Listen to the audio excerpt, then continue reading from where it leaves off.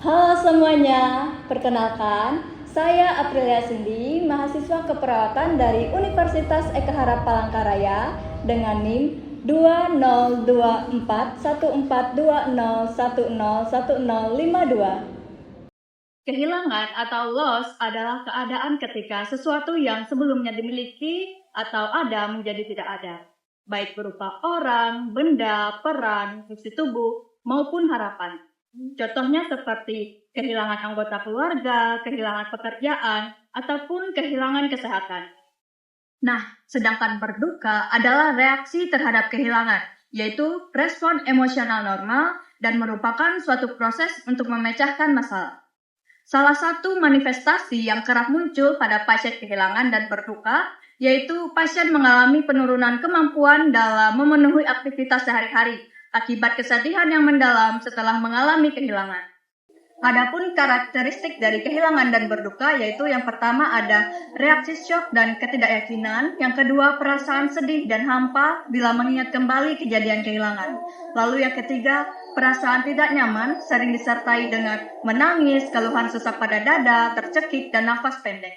Lalu yang keempat ada mengenang orang yang telah pergi secara terus-menerus. Lalu yang kelima, mudah tersinggung dan marah. Menurut teori Kubler-Ross, kehilangan dan berduka terdiri dari 5 fase. Fase yang pertama yaitu denial atau penyangkalan. Pada tahap ini, individu merasa kaget dan tidak percaya dengan kenyataan kehilangan yang terjadi. Lalu yang kedua ada anger atau kemarahan. Setelah mulai menyadari kenyataan, individu dapat merasa marah, kecewa, atau menyalahkan diri sendiri, orang lain, maupun keadaan. Yang ketiga yaitu bargaining atau tawar-menawar. Individu mulai berharap keadaan bisa kembali seperti semula dan sering berkata seandainya. Lalu yang keempat ada depression atau depresi. Individu mulai merasakan kesedihan yang mendalam seperti menangis, merasa kehilangan, menarik diri, dan kehilangan semangat. Lalu yang kelima ada acceptance atau penerimaan. Individu mulai menerima kenyataan yang terjadi dan perlahan mampu melanjutkan kehidupan meskipun rasa kehilangan masih ada. Faktor predisposisi dan faktor presipitasi kehilangan dan berduka meliputi aspek biologi, psikologi, sosio, dan spiritual kultural. Faktor predisposisi mencakup riwayat genetik, kesehatan fisik, kesehatan mental, dan pengalaman pada masa lalu. Sementara faktor presipitasi adalah stresor nyata seperti kematian, perpisahan, kehilangan pekerjaan, atau penyakit kronis.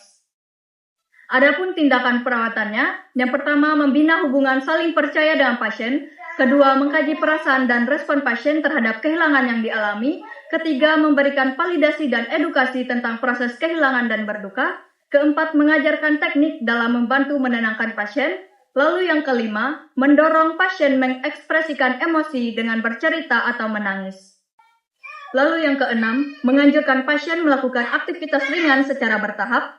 Ketujuh, mendorong pasien mencari dukungan sosial dari keluarga maupun orang terdekat. Kedelapan, memberikan penguatan positif kepada pasien. Lalu yang kesembilan, melakukan evaluasi dan membuat kontrak tindak lanjut dengan pasien.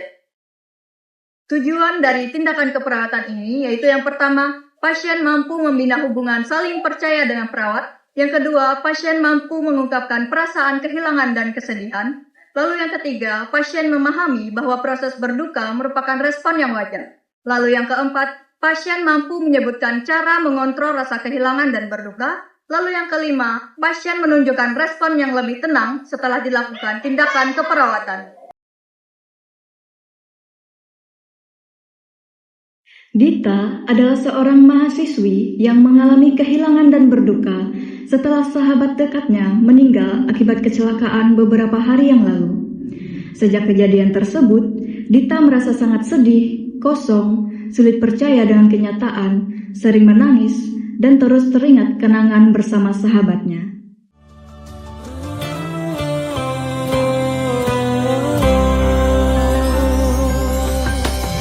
Sesi potret yang selalu ku benci, aneh rasanya kau tak di sini.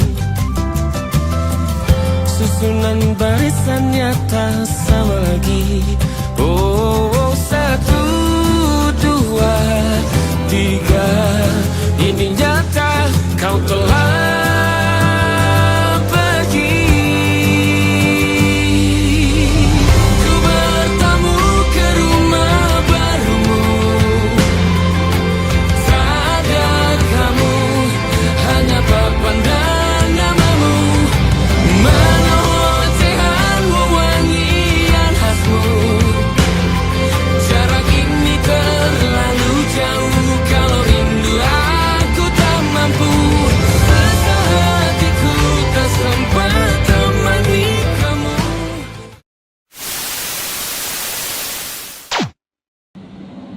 Selamat pagi, saya Aprilia Cindy, mahasiswa keperawatan Universitas Eka Haram Palangkaraya yang berdinas hari ini dari pukul 7 hingga 2 siang. Sebelumnya, boleh saya tahu namanya? Dita Kristina. Baik, Mbak Dita, di sini saya akan menemani Mbak Dita dan kita akan berbincang mengenai apa yang Mbak Dita rasakan akhir-akhir ini. Sebelumnya, apakah Mbak Dita merasa nyaman ketika berbincang di sini atau ingin di tempat lain yang lebih tenang? Di sini saja. Baik, jika Mbak Dita merasa lebih nyaman untuk kita berbincang di sini, kira-kira waktunya 15 hingga 20 menit. Kita mulai dari hal yang menurut Mbak Dita nyaman untuk diceritakan. Apakah Mbak Dita bersedia? Ya. Jadi, apa yang membuat Mbak Dita datang ke sini? Bisa diceritakan? Teman saya meninggal. Saya turut berduka dan terima kasih Mbak Dita sudah mau berbagi. Sejak kejadian itu, apa yang Mbak Dita rasakan? Sedih, kosong. Perasaan sedih dan kosong itu sangat wajar, apalagi ketika kita kehilangan orang terdekat yang kita sayangi. Jika boleh tahu, sejak kapan Mbak Dita merasakan perasaan ini?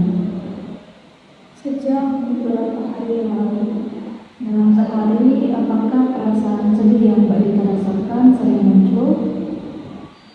Hampir setiap saat. Perasaan sedih yang muncul hampir terus-menerus itu memang bisa terasa sangat sulit atau sangat berat untuk dijalani. Kadang, apakah ada pikiran tertentu yang muncul? Rasanya seperti tidak nyata. Seperti sulit percaya ya. Ya. Dari kejadian tersebut, apakah ada perubahan pada aktivitas Mbak Dita seperti makan, tidur, dan kegiatan lainnya? Ya. Saya menjadi tidak langsung makan. Tidur itu tidak berakhir. Serta menjalani aktivitas itu terasa seperti malas sekali. Perubahan seperti itu memang sering terjadi pada saat seseorang sedang berduka. Dari yang Mbak Dita ceritakan, ini termasuk dalam proses kehilangan dan berduka. Kadang ketika seseorang yang berarti pergi dan meninggalkan kita merasa kehilangan dan muncul rasa berduka seperti yang Mbak Dita rasakan, seperti sedih, sulit percaya, kosong. Perasaan yang Mbak Dita rasakan saat ini itu hal yang wajar. Jika Mbak Dita berkenan, apakah boleh diceritakan tentang sahabatnya?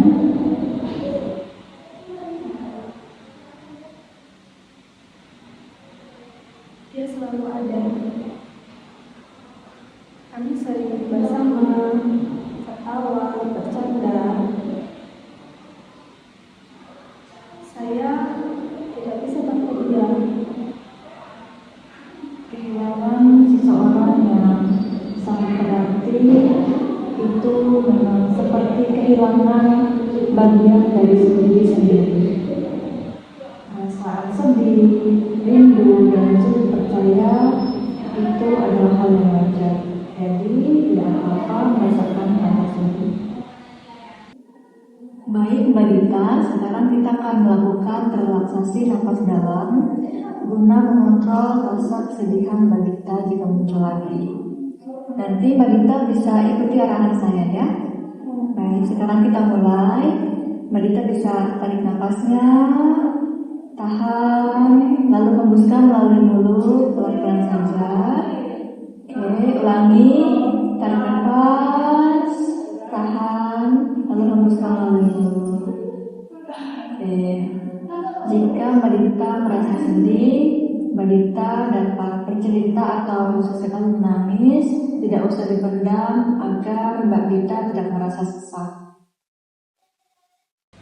Kalau mulai teringat, Mbak Dita dapat melakukan aktivitas ringan agar pikiran Mbak Dita lebih tenang dan tidak berfokus pada kesedihan. Saat Mbak Dita merasa sedih, apakah ada orang untuk Mbak Dita ajak bercerita bisa diajak untuk menemani balita? Ada orang tua saya. Baik, itu awal yang bagus karena balita sudah mau untuk bercerita dan berbagi ke orang lain.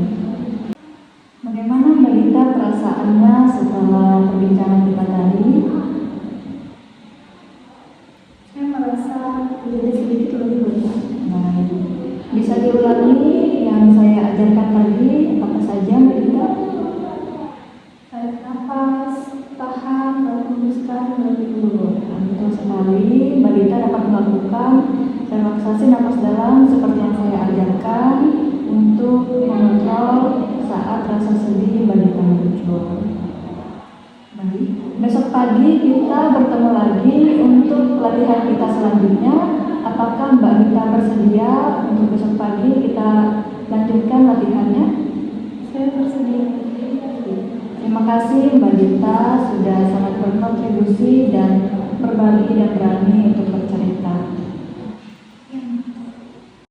Dari video tadi, dapat kita simpulkan bahwa pasien kehilangan dan berduka membutuhkan pendampingan melalui komunikasi terapeutik, dukungan emosional, validasi perasaan, dan latihan coping sederhana agar pasien merasa lebih tenang dan mampu menghadapi proses berduka dengan baik. Sebagai perawat, penting untuk terus melatih sikap empati, sabar, dan kemampuan komunikasi agar dapat memberikan asuhan keperawatan yang lebih baik kepada pasien.